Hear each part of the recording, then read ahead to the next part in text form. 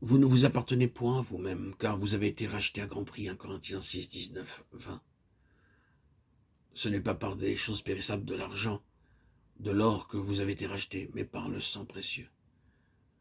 Tel est dans toute sa simplicité le sens fondamental de la sanctification.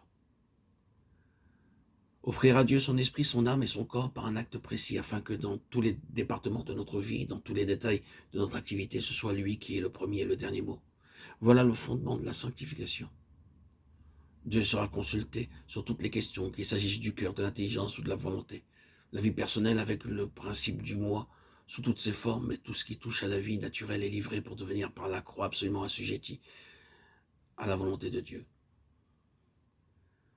Et cet abandon volontaire a été mis à l'épreuve par tous les moyens possibles, sans que l'acte initial de consécration personnelle ait jamais été démenti. Christ, à la droite de Dieu, représente l'aboutissement magnifique de l'homme livré à la volonté de Dieu. C'est dans cette voie-là que le croyant doit entrer, en maintenant jusqu'au bout, grâce à la puissance intérieure de l'esprit, l'attitude prise au point de départ.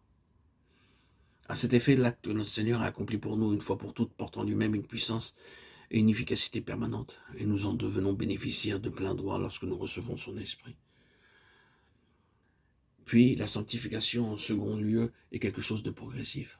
C'est le processus par lequel toutes les perfections morales de son humanité glorifiée se frayent un chemin de par l'action de Dieu, dans la vie du croyant.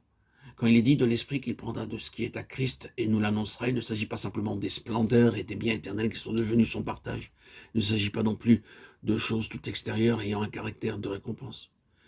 Il s'agit de ces perfections acquises sur le chemin de la souffrance. Hébreux 2:10.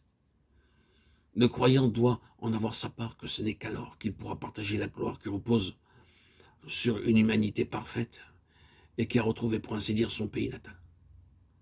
La cause de cette gloire, c'est que Dieu maintenant est absolument satisfait. Par le simple fait de le contempler, nous sommes transformés, nous passons d'un degré de gloire à un autre degré de gloire, comme par le Seigneur, l'Esprit, 2 Corinthiens 3:18. C'est par une révélation intérieure de l'Esprit que nous le contemplons. Et ce qui nous est révélé n'est pas autre chose que cette grande vérité, à savoir que Christ a été fait pour nous, sanctification, sanctification pour nous et sanctification en nous. Je vois maintenant par l'Esprit que la sanctification, ce n'est pas batailler pour devenir meilleur. C'est le fruit approprié par la foi de la lutte et de la victoire de Christ. Ce n'est pas une amélioration morale résultant de mes efforts ou de mon attention.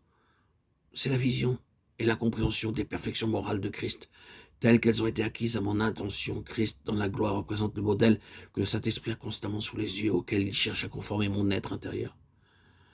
Ce qu'il demande de moi, c'est que je cède, que je m'abandonne, que je croie, que j'obéisse. Il se rend compte que tout cela ne va pas tout seul et il est prêt à devenir ma force pourvu que de mon côté, renonçant à la passivité d'esprit, je prenne une attitude positive et me prête à ses intentions. Ainsi, Christ à la droite de Dieu signifie pour nous sanctification. C'est notre union à lui par le Saint-Esprit qui explique notre sanctification.